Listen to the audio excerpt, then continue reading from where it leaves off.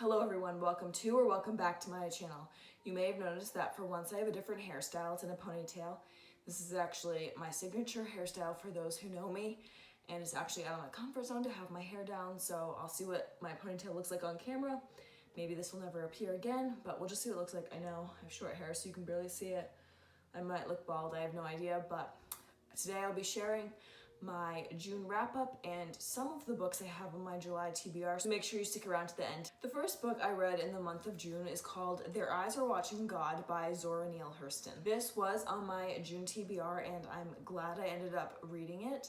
It was a great way to start off the month of June. I ended up rating it 4 out of 5 stars on Goodreads. I'll make sure to link my Goodreads account below so you can follow me and we can become friends. I have said this a couple times before on this channel, but I'm really a character person and I fell in love with Janie as the main character. She was so true to herself throughout the entire novel. Zora Neale Hurston presented an amazing and deep discussion on race and gender during this time, but also I can see that many of this is still reflected today. I strongly believe this book should be required reading in high school, maybe even college, because it contains this intersectionality of race and gender, which you don't always get in all the books. And also, Zora Neale Hurston's writing is absolutely beautiful. This is a perfect book for any English literature class. So I definitely recommend this book. I'm so glad I read it this month, and I am actually thinking about picking up more of her books because I loved this book so much. The next book I read this month is Ecco North by Joanna Ruth Meyer. I'd actually been wanting to read a fantasy book for quite some time and I was able to pick this book up. I picked it up kind of randomly. I hadn't really been thinking about it for that long, but I am glad I did. I've been craving for fantasy for quite a while now, but when I started reading this, it was an abrupt turnaround because I've been reading more serious books for the last few ones I've been reading. It took me a little bit to adjust to the fantasy style of writing, world, that sort of thing. I initially gave it 4 out of 5 stars, but now I'm kind of leaning towards 3 out of 5 stars. I guess I'm not much of a retelling person. I struggled with this in Sisters of Winterwood as well.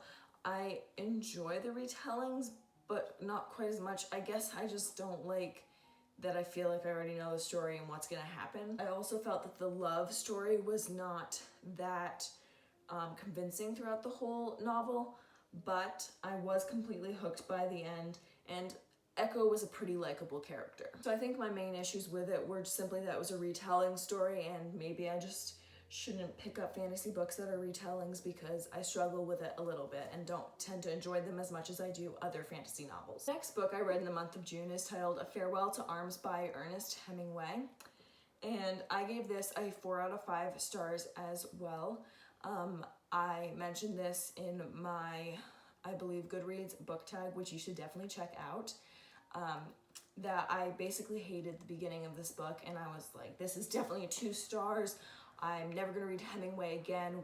Why is he famous? This is ridiculous. I don't even know why people read him, why he's required reading. People should be reading Their Eyes Are Watching God instead. And while people should still be reading Their Eyes Are Watching God, by the end of this book, I was completely turned around. And that's why I gave it 4 out of 5 stars, because once I set my mind to something, I stick with it. And the fact that Hemingway was able to convince me to give this 4 out of 5 stars is simply amazing. I really enjoyed the interesting perspective it provided on love and war. It wasn't a traditional perspective. By no means was I convinced that their love was perfect, because it wasn't, and I didn't think that Henry was this amazing man, but I was really pulled into the world. It was incredibly atmospheric with the rain and the darkness and the love story between them. I felt like I was right there. And so that really says something about Hemingway's writing, and I'm looking forward to reading some of his other books.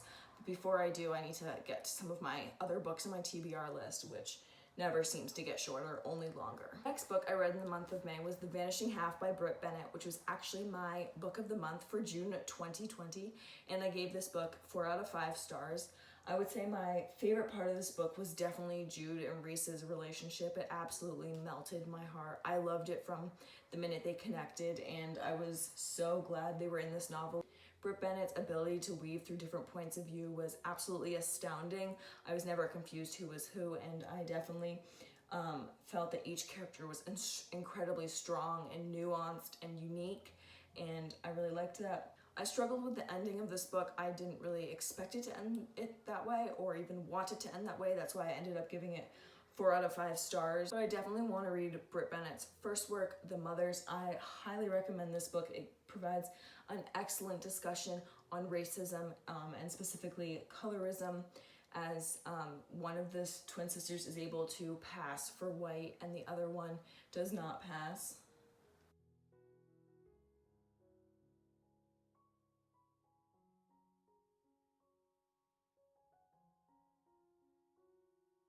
The next book I read in the month of June is titled A Good Neighborhood by Therese Ann Fowler, and I actually got this for a book of the month as well. It was March 2020, and I gave it 2 out of 5 stars. I'm very disappointed and honestly angered with this book, to say the least.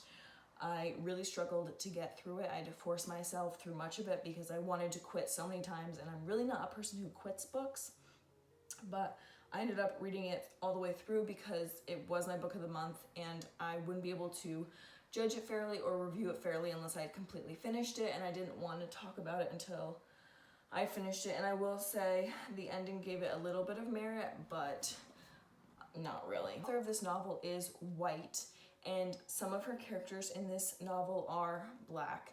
And so she voiced her concern about writing stories about identities that she doesn't directly relate with, and so she said she did a lot of research and tried to portray them as accurately as possible without falling into racist stereotypes and the like. But I think in her attempt to be very careful, she ended up making all the characters incredibly one-dimensional and boring, and her portrayal of teenagers was grossly inaccurate. It was just a very frustrating book to me because it didn't feel realistic. It felt very forced. I really don't want to own this book anymore. I think I'm going to give it away. I don't even know if I want to give it away and have someone else read it. I would say that if you're looking for a book that claims to discuss important questions about being a good neighbor and explore the effects of class and race, this is not the book to read. There are tons of other books to read, and I would not even come close to starting with this one. And the last book I read for the month of June is The Name of the Wind by Patrick Rothfuss. I gave this book 5 out of 5 stars. It is another fantasy novel, and I've been waiting to read it for years now, and I'm so glad I finally got around to reading it. This took fantasy novels to a whole nother level and really made me reconsider the rating for Ecco North. And I realized that this is like on another tier.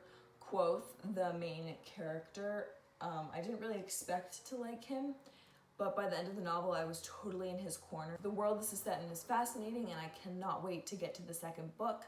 I'm really excited to follow the rest of Quoth's story because I feel like we just scratched the surface, which is, I'm sure, what Patrick Rothfuss was intending. So I definitely recommend this book. It did take me longer than I anticipated, and that is why I don't have another book that I read in the month of June. So before I share what books I hope to read in the month of July, I'm going to share the book that I am currently reading, which is Native Son by Richard Wright. I am on page 172. This novel follows the story of Bigger Thomas, who was a young Black man living in Chicago in the 1930s. It says on the back of the book that he is arrested on the charges of murder and rape. He has not been officially arrested at the point I'm at, but the back of the book tells us that. This book is widely talked about, and I've wanted to read it for quite some time now. It is not what I expected so far, but I will say the writing has definitely pulled me in. I will give you all an update at the end of July with my overall thoughts, but if you want to see them before then, feel free to find me on Goodreads and see when I review this book, because I hope to finish it by the end of this week. Now, I mentioned that I don't usually like to plan out all the books I want to read each month. It was kind of uncharacteristic of me to do that last month. So I will be sharing the top 3 books I plan to tackle in the month of July. My mom let my sisters and I go to a bookstore recently, and we each got to choose a book. And so I decided to choose Stamped from the Beginning by Ibram X. Kendi. I've been wanting to read this book also for quite some time. I was basically trying to decide if I wanted to get this book or How to Be an Anti-Racist, but I eventually decided on this one because it covers the history of racism in the United States of America. It starts with Cotton Mather in part 1 and goes all the way to Angela Davis in part 5.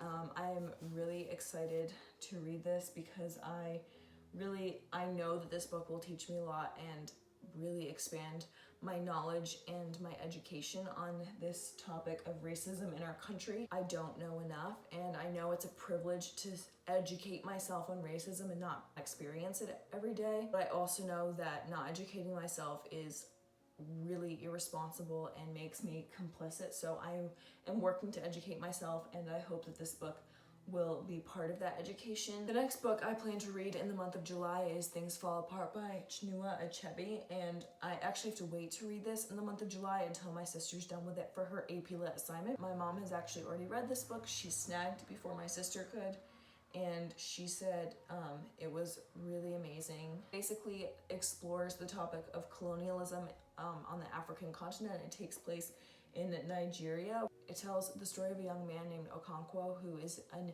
Igbo warrior, and he is fighting the effects of colonialism in his country. This book will explore what a village in Africa was like before it was colonized by British forces. I have high hopes for this novel because I don't have that much education about African history or history of specific countries within Africa, so I'm hoping this will give me a better understanding as I continue to try to understand the world better, and specifically the African continent and African countries within the continent.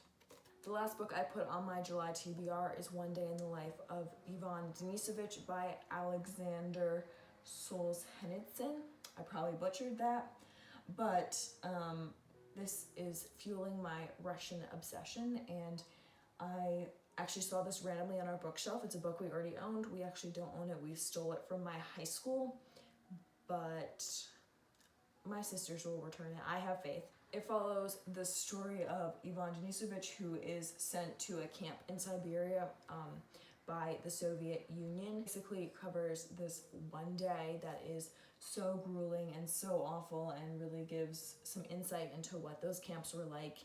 And I'm also hoping some insight about the Soviet Union, because this is another thing that's not really taught and I haven't learned a lot about. So I hope to add this to the list of books I've read by Russian authors. So those are the 3 books I hope to read in the month of July. Obviously, I hope to read a lot more. I'm shooting for maybe 10 to 12 books this month, which is a little ambitious, but I'm really hoping that my sisters and I are able to get to the library sooner than later so we can check out more books, because it is not sustainable or affordable to keep buying books. Thank you so much for watching this video. Please leave any book recommendations in the comments down below, and I hope to see you all next week.